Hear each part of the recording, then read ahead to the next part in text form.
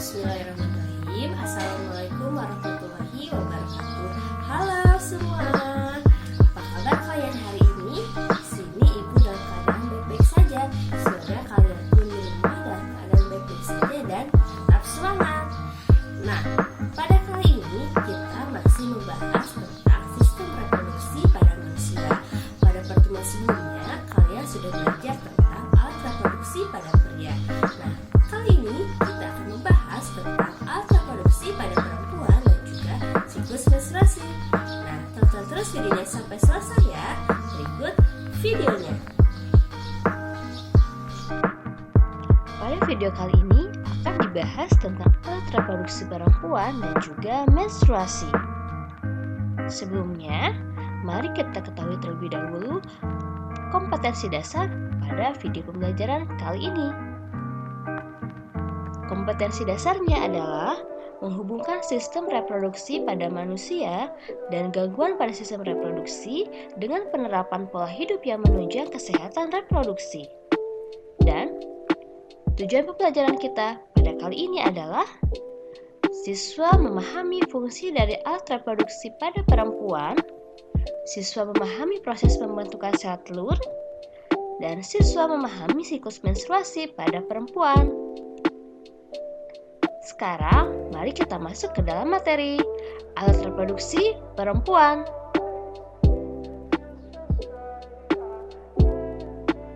Ini adalah gambar daripada organ reproduksi pada perempuan.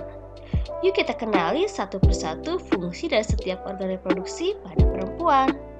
Pertama adalah ovarium. Ovarium atau indung telur merupakan organ reproduksi perempuan yang terletak di sebelah kiri dan kanan rongga perut bagian bawah. Ovarium ini berjumlah sepasang dan memiliki bentuk seperti telur dengan ukuran kurang lebih sekitar 4 cm.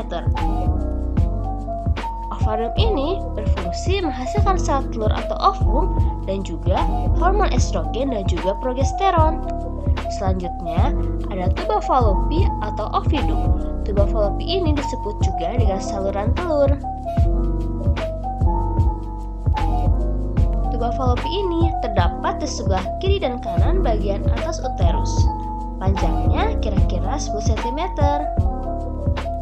Tuba Fallopi ini fungsinya sebagai tempat terjadinya pembuahan atau fertilisasi. Nah, saluran telur ini atau ovidum berakhir pada struktur yang berbentuk corong yang disebut dengan infundibulum. Infundibulum ini memiliki jumbai atau fimbriae yang berfungsi untuk menangkap sel telur.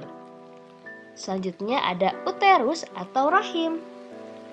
Uterus atau rahim merupakan organ yang memiliki dinding yang tebal, memiliki bentuk seperti buah pir.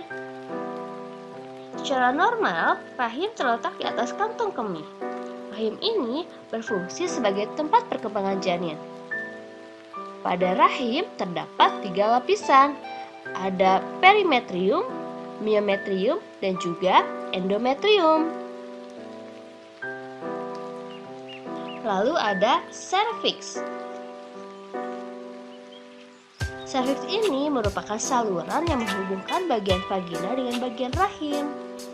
Serviks ini merupakan tempat untuk mengalirkan darah ke bagian vagina, juga untuk mengarahkan sperma ke bagian rahim. Dan yang terakhir adalah vagina. Vagina merupakan saluran yang menghubungkan lingkungan luar dengan rahim. Vagina ini tersusun atas otot-otot yang elastis, dilapisi dengan selaput membran yang disebut dengan selaput darah. Nah, vagina ini berfungsi sebagai saluran darah saat menstruasi, juga berfungsi sebagai tempat keluarnya bayi pada saat dilahirkan.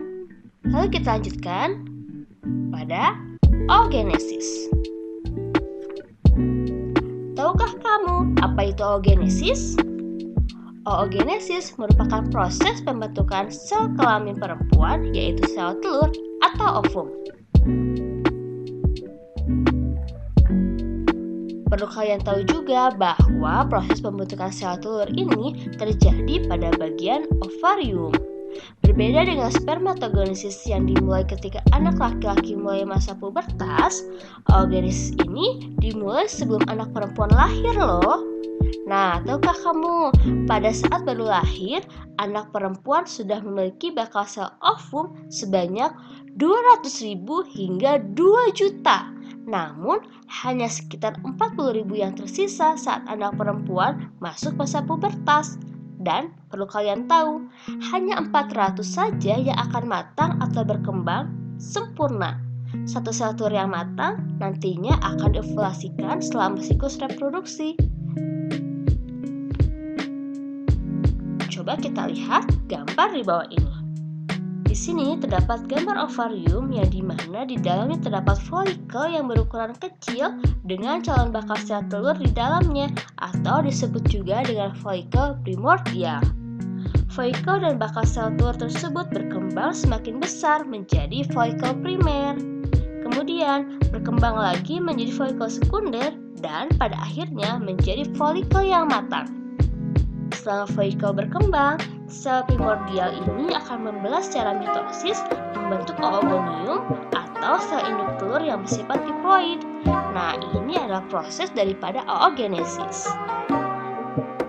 Dimulai dengan oogonium ini. Oogonium ini nantinya akan mengalami pembelahan mitosis membentuk oosit primer, di mana oosit primer ini bersifat diploid atau 2N. Oosit primer ini kemudian mengalami pembelahan meiosis tahap 1 membentuk satu oosit sekunder dan satu polosit. Polosit ini kemudian mengalami pembelahan meiosis tahap 2 yang menghasilkan dua polosit. Oosit sekunder selanjutnya juga mengalami pembelahan meiosis tahap 2 untuk membentuk satu ootit dan satu polosit. Ootit kemudian mengalami diferensiasi membentuk ovum. Dan pada akhir peristiwa oogenesis, dari satu sel induk telur akan dihasilkan satu sel telur yang bersifat haploid dan 3 polosit atau badan polot yang bersifat haploid. Namun perlu kalian tahu bahwa yang dapat berfungsi hanya satu sel telur saja. Yuk kita lanjutkan pada topik berikutnya.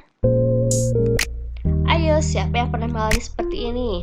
Tiba-tiba merasa mellow atau sedih, lalu kesal, bawaannya emosi dan uring-uringan, lalu merasakan sakit di bagian perut, juga tiba-tiba merasakan nafsu makan yang tinggi. Nah, anak perempuan biasanya mengalami gejala ini yang dikenal dengan istilah pramenstruasi atau PMS. PMS ini ada kaitannya dengan menstruasi. Mari kita bahas seputar menstruasi. Pernah mendengar istilah menarki? Menarki adalah menstruasi yang pertama kali dialami oleh anak perempuan. Nah, sebetulnya apa sih itu menstruasi? Menstruasi adalah proses menurunnya dinding rahim yang ditandai dengan keluarnya darah, cairan jaringan, dan lendir melalui vagina. Menstruasi ini terjadi karena sel telur tidak dibuahi oleh sel sperma. Siklus menstruasi terjadi melalui beberapa fase. Yang pertama yaitu fase menstruasi. Yang kedua adalah fase praovulasi. Fase yang ketiga adalah fase ovulasi. Dan fase yang keempat adalah fase pasca-ovulasi. Mari kita bahas satu persatu setiap fase pada siklus menstruasi. Fase yang pertama adalah fase menstruasi.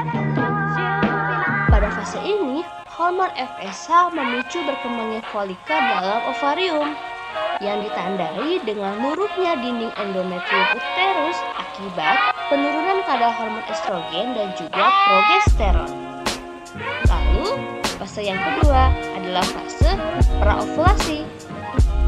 Pada fase ini ditandai dengan tingginya kadar estrogen yang menyebabkan dinding rahim mengalami penebalan. Tujuannya untuk mempersiapkan tempat melekatnya embrio apabila sel telur yang dibuat sperma berhasil. Nah, fase yang ketiga ada fase ovulasi. Ditandai dengan tingginya kadar hormon FH di mana akan memicu pelepasan ovum oleh folikel ovarium. Nah, inilah yang dikenal dengan istilah ovulasi. Dan fase yang terakhir adalah fase pasca ovulasi. Pada fase ini, folikel yang telah pecah akan mengeluarkan sel telur yang akan membentuk korpus luteum, di mana akan memicu peningkatan hormon progesteron untuk mempertebal lapisan dinding rahim. Nah, pada fase inilah dikenal dengan fase pramenstruasi yang ditandai dengan gejala seperti payudara membesar, muncul jerawat, badan terasa lemas, menjadi mudah marah atau emosional. Nah, itu dia siklus menstruasi yang sering terjadi pada perempuan setiap bulannya.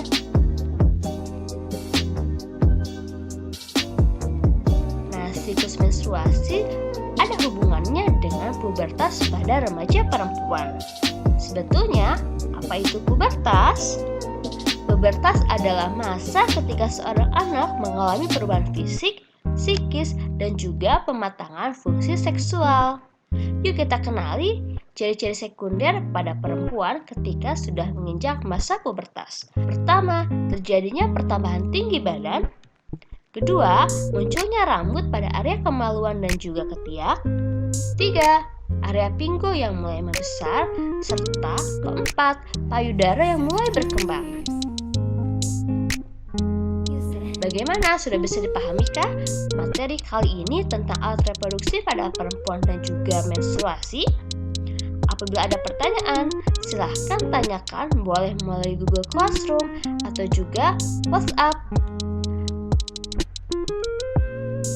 Pada pertemuan berikutnya, kita akan belajar tentang fertilisasi atau kehamilan pada perempuan, juga kelainan atau gangguan pada sistem reproduksi manusia. Baik anak-anak, terima kasih sudah menyaksikan video pembelajaran kali ini. Semoga bermanfaat ya. Sampai bertemu pada pertemuan berikutnya. Wassalamualaikum warahmatullahi wabarakatuh. Sampai jumpa.